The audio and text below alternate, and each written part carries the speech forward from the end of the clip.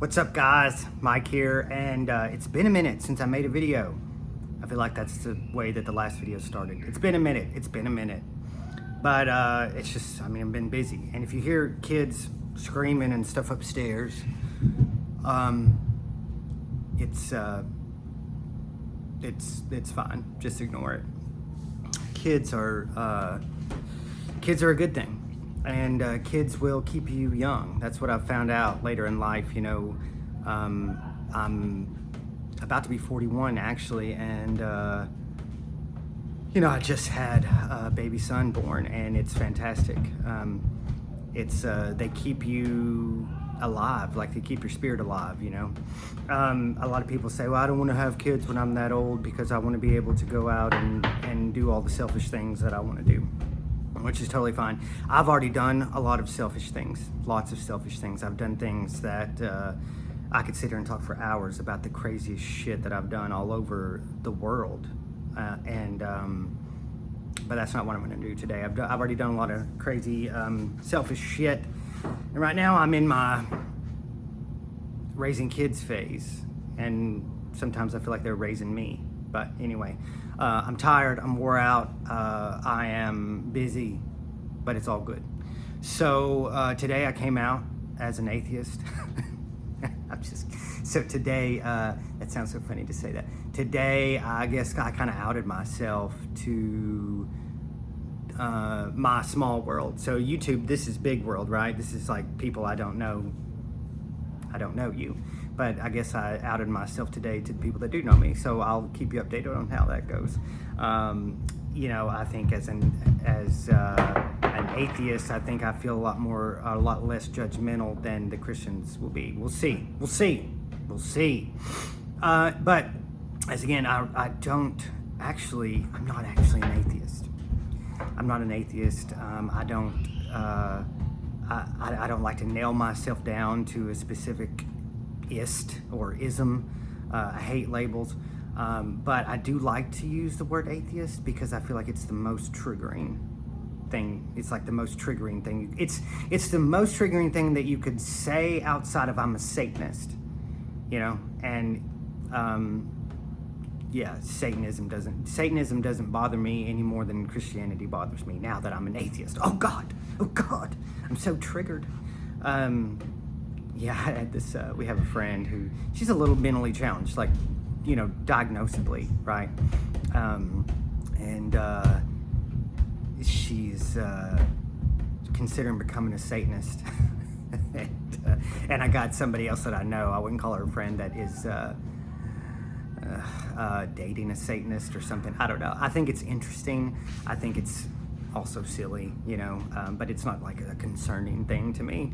Anyway, this is not at all what this video is supposed to be about. This video is about something I heard the other day. I was watching this thing, trash TV. Sometimes me and my wife will watch trash TV because it's very entertaining, and we don't have a lot of time anyway. It's like when you have kids, especially when you have a newborn, it's really difficult to like get into a TV show, right? So you can kind of like, say if you might have less than an hour to watch something, so you can put on something that's trash and you barely even have to pay attention, and when you do, you're like, oh God, I'm glad I'm not these people, right? Anyway, this guy was saying that there was a lot of things about himself that he didn't like, or there was a lot of things about himself that he hated, which would be some language that even that I would have used just not even that long ago. There's things about myself that I hate, or I hate myself. There's things that I do that I don't like, etc., right? And I think a lot of people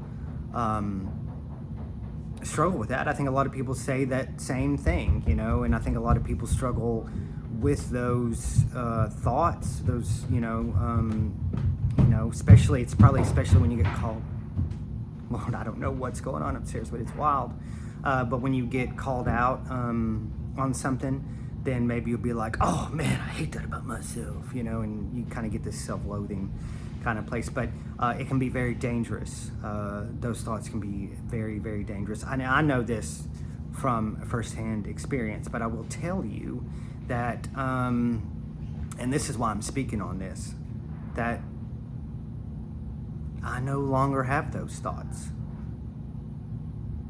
I no longer have the thought of I don't like myself. That's not a thing that I could claim now. I like myself. I like who I am. I like the direction that I'm headed. You know, you're not going to hear me say that, at least not now. You know, I could fall back into negative patterns, and you know, and maybe that's something in the future that happens. I hope not. But yeah, right now, like that's not something you're going to hear me say, that I don't like myself. And you see how it's just so strange to me to say that, but it's because I'm not doing things that I'm going to later regret. I'm not doing things that are going to lead to me not liking myself. Okay? Now, that's me. And that's me in this current state. But that's probably not most people, right? So let's go back and let's examine it just a little bit. If you're saying things like that there's things about me that I don't like, or things about me that I hate, I think the first thing you need to probably do is examine, like, when are you feeling this, right? Is this something that's coming up when you're in conflict with other people, say? Okay, so we'll just take like a girlfriend-boyfriend example, right? You get into a conflict with boyfriend-girlfriend, and then you come out of it saying, well, this is something I don't like about myself, this is something I hate about myself, this is something I need to change. Okay, there's two, at least in my mind, there's really two reasons for this to be. One is that the person's gaslighting you. You know, there's a high chance, because obviously, you know, there's a high chance that the other person has things about themselves that they don't like. You guys are not self-actualized, you're not enlightened, so you know, you're triggering each other, and so whether they're doing it on purpose or not, you might be being gaslit into thinking that you're bad. Okay? Just side note, this is what the entire Christian narrative is based around. The entire Christian narrative is based around you being bad. And if a Christian can't convince you that you're bad and in need of saving, then they can't get to you. Okay, like their whole narrative falls apart if you don't believe that you're a bad person. But it's so easy for us to believe that we're bad people because we do make mistakes. Okay? And people say, oh, well, I'm only human, but they don't really believe that, right? They somehow, they are their actions, right? They believe that they are their actions, which we've talked about who you really are and stuff like that in this video, and all those theories that I have, things that I don't know, but that I do feel like may be true. You know, a lot of it has to do with like how you identify yourself. But anyway, so the person may be gaslighting you knowingly or unknowingly into believing that you're bad, okay? The other side is that maybe you actually are doing things that are harmful, okay? There's a high chance of that. It could be both, actually. It could be that you're doing things that are harmful, but the other person's making it seem like it's worse than it really is, okay? So if you're having these thoughts, that's a good place to start. Is this something that really is this really truly is like a negative behavior that I would like to change about myself to improve my life overall for me? Or is this something that someone else is bringing up that I feel like I need to change and improve for them? Does that make sense? Now, if it's for them and not for you, all right, I'll leave you to figure that out. But if it's for you and you want to change for you to better your life for you first, okay? This is a good place to start, and I would start with a counselor, straight up. I wouldn't take advice from me. I wouldn't go to your best buddy or your parents or anything like that. I wouldn't go I would go to a secular counselor that has that can draw from a lot of different kinds of psychotherapy type things, okay? And a lot of people, like especially Christians, are really against psychotherapy,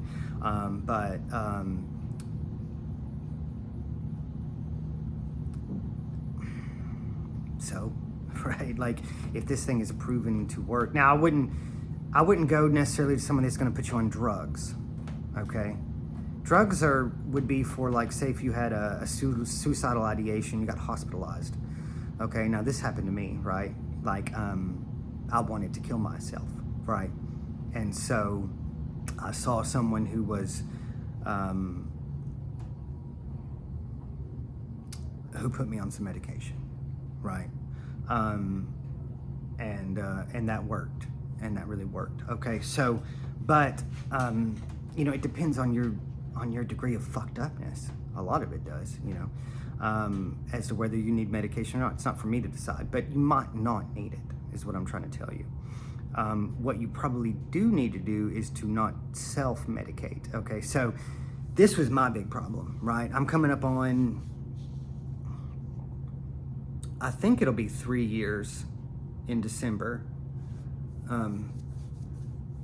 of not drinking or smoking, you know, not doing any like mind-altering substances, right? And that was a huge change for me, a huge change for me. I mean, if it were up to me, I'd have been fucked up in some kind of way every single day, you know, as a very like avoidant, you know, very kind of like a run from reality kind of a thing, you know, like I would have been fucked. I would have smoked weed every day, you know, as an escape, as a means of escape, or gotten drunk every night or whatever it is, right? And I quit doing that. You know,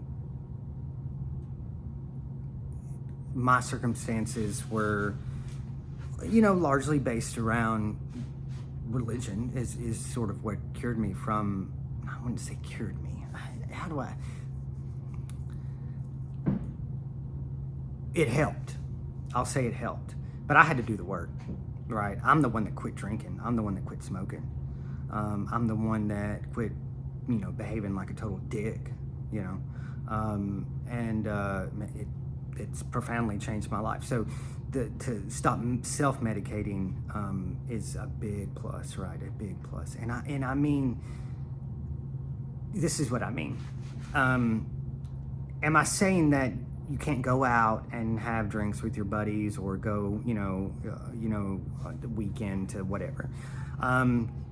If you can go and do those things and it doesn't affect your relationships with other people or with yourself, I mean, have fun. But if you go and you partake in these weekend activities or whatever it is, drinking, smoking, whatever, and it affects your relationship with other people in any way, I guess in any negative way, or affects your relationship with yourself in any negative way, you need to stop. You need to stop, because you have a problem with it. I had a problem with it, and a lot of people have problems with it. And you know, if you're partaking in this thing that is causing you negative side effects, you need to stop. You need to stop doing that, right? Because it's not just your body. Oh, you drink a lot of beer and you got man tits, okay? But it's not just that. It's your mind. It's your relationships, right? You can ruin your life. You can ruin your life in a night.